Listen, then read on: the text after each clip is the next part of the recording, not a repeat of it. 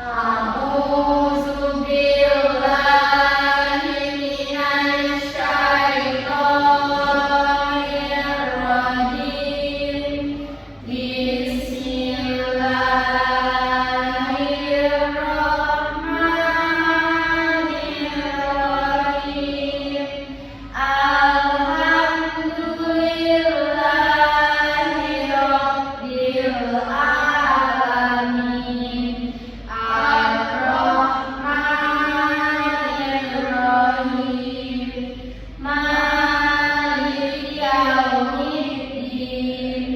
Iyyaka na'budu wa iyyaka nasta'in. Ihdinas siratal mustaqim. Siratal ladzina an'amta 'alaihim ghairil maghdubi 'alaihim waladdallin. Amin. Bismillahirrahmanirrahim. Wadduha wallaili idza saja. Ma wadda'aka rabbuka wa ma qala. Walal akhiratu khairul laka minal ula. Walasawfa yu'tika rabbuka fatarda. Alam yajidka yatiman fa'awa. Wa wajadaka dhallan fahada. Wa wajadaka 'ailan fa'agna. Fa'ammal yatima fala taqhar. Wa ammas sa'ila fala tanhar. Wa amma bi ni'mati rabbika fahaddits. Sadaqallahul azim. Demi waktu duha ketika matahari naik sepenggalan, dan demi malam apabila telah sunyi, Tuhanmu tidak meninggalkan engkau, Muhammad, dan tidak pula membencimu. Dan sesungguhnya yang kemudian itu lebih baik bagimu dari yang permulaan. Dan sesungguh kelak Tuhanmu pasti memberikan karunia-Nya kepadamu sehingga engkau menjadi puas. Bukankah Dia mendapatimu sebagai seorang yatim, lalu Dia melindungimu, dan Dia mendapatimu sebagai seorang yang bingung, lalu Dia memberikan petunjuk, dan Dia mendapatimu sebagai seorang yang kekurangan, lalu Dia memberikan kecukupan.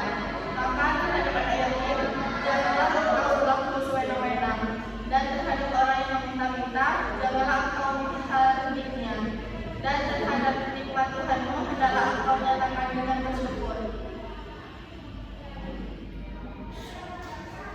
Baiklah, selanjutnya kita akan menampilkan yel-yel dari kelompok 6. Diminta untuk teman-teman harap berdiri terlebih dahulu.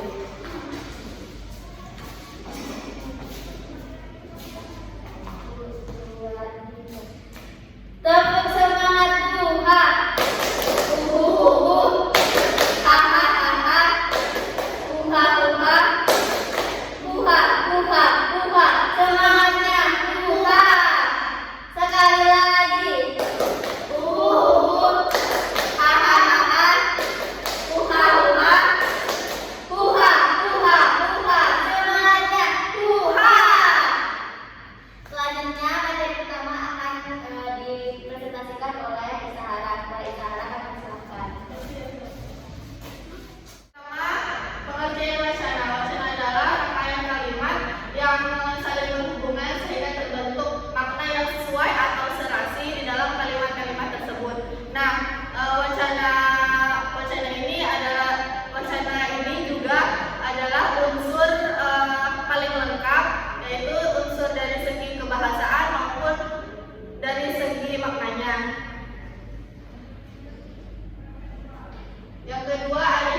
Jenis wacana.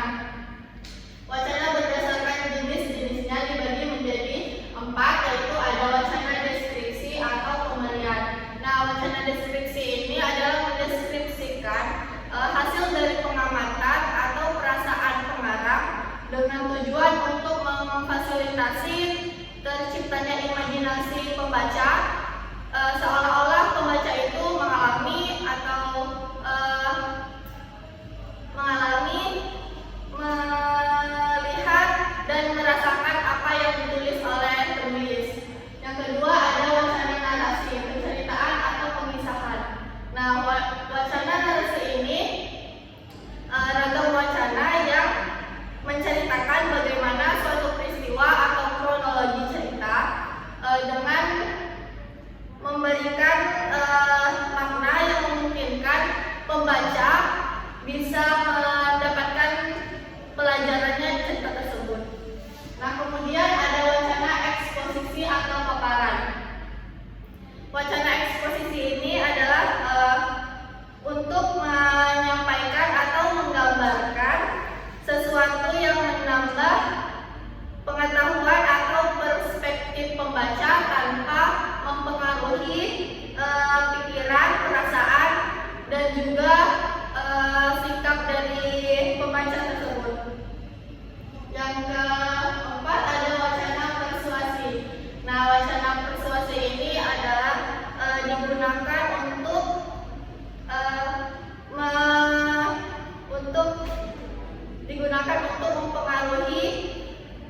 mempengaruhi sikap dan juga perasaan. Yang keempat ada yang kedua yaitu wacana persuasi. Nah, wacana persuasi ini digunakan untuk mempengaruhi pendapat atau perasaan pembaca dengan untuk mempengaruhi sikap dan pembaca tentang sesuatu yang diungkapkan oleh pengarang. Nah, wacana ini juga menggunakan fakta atau bukti yang digunakan untuk meyakinkan pembaca bahwa apa yang disampaikan pengarang itu berupa fakta yang benar. Saya akan menjelaskan tentang wacana berdasarkan media penyampaiannya. Nah, wacana berdasarkan media penyampaiannya ini terbagi menjadi 2. Yang pertama ada wacana tertulis dan yang kedua ada cara komunikasi lisan. Yang pertama kita bahas untuk wacana tertulis. Nah, wacana tertulis ini adalah jenis wacana yang dimediasi oleh tulisan. Nah, selama ini menulis merupakan sarana yang sangat efektif dan efisien untuk menyampaikan berbagai gagasan, ilmu, pengetahuan atau apapun yang mewakili kreativitas manusia. Selanjutnya ada komunikasi lisan. Komunikasi lisan ini adalah jenis tuturan yang disampaikan secara lisan.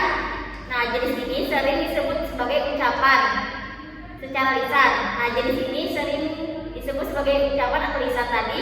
Beberapa manfaat dari wacana lisan yang pertama adalah natural atau alamiah dan langsung. Yang kedua, memiliki unsur wacana prosedural atau nyanyian dan intonasi. Yang ketiga adalah bersifat transendental atau di atas struktur kalimat. Selanjutnya, wacana berdasarkan jumlah penutur. Ini terbagi menjadi 2. Yang pertama wacana dialog dan wacana monolog. Wacana dialog adalah wacana dialog ini jenis tuturan antara 2 orang atau lebih. Jenis dialog ini bisa berbentuk tulisan maupun tulisan. Nah, komponen analisisnya itu meliputi yang pertama ada mengkaji unsur-unsur dialog, yang kedua putaran percakapan, dan yang ketiga itu topik percakapan. Dan untuk wacana monolognya ini adalah jenis tuturan yang diucapkan oleh seseorang atau beberapa.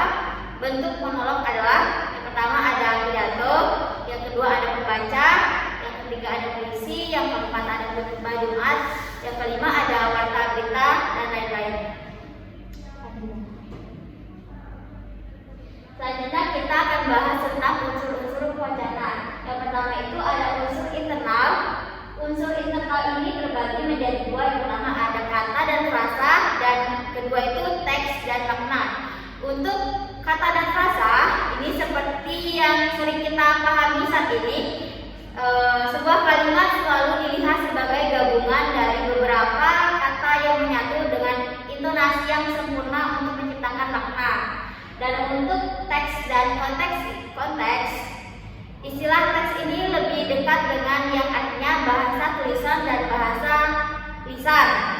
Nah, sebuah teks dan konteks ini harus disamakan dengan naskah. Nah, sedangkan istilah konteks yang menunjukkan sebuah teks yang paralel, koheren dan teks lainnya. Unsur eksternal atau unsur luar. Yang pertama ada implikatur.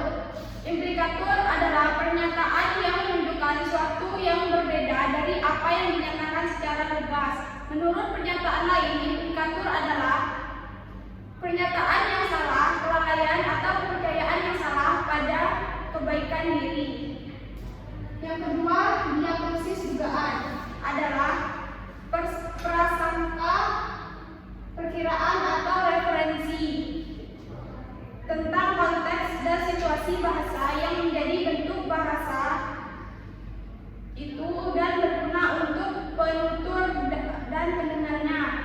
Yang ketiga, referensi adalah hubungan antara sebuah kata dan makna yang dimaksud yang ditunjukkan dalam hal ini. Referensi adalah perilaku pendengar atau pembaca.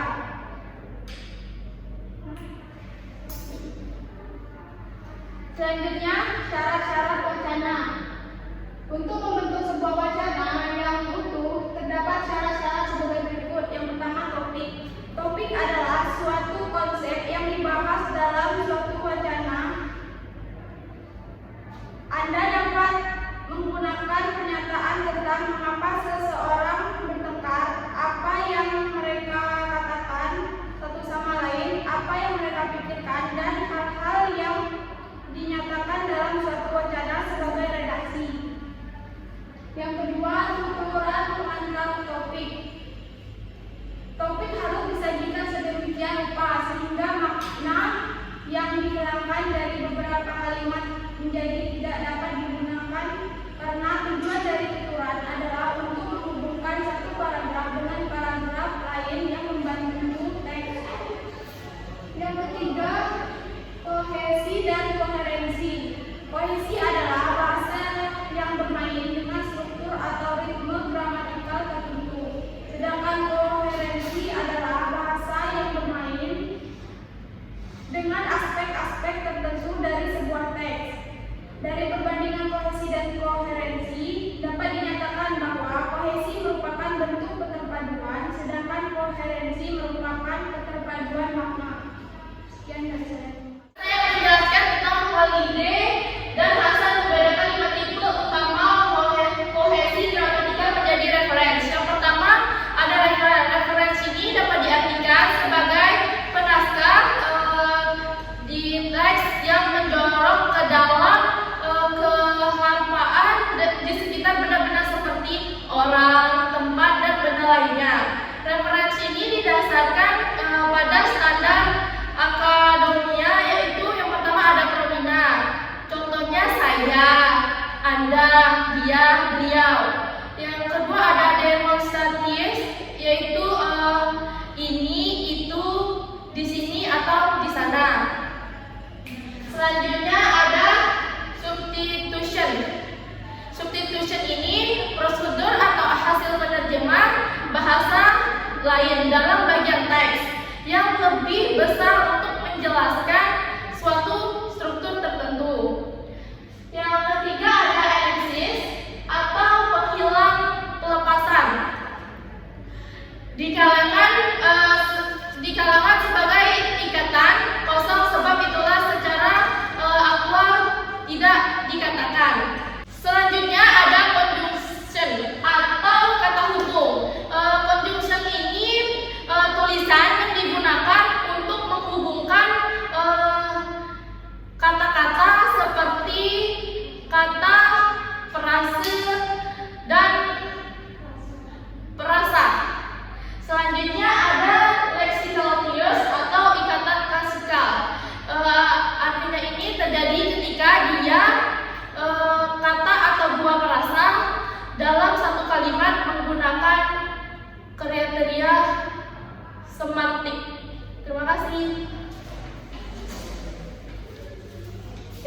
Sekian presentasi dari kelompok 6. Apabila ada salah kata, kami mohon maaf kepada Allah, kami mohon ampun.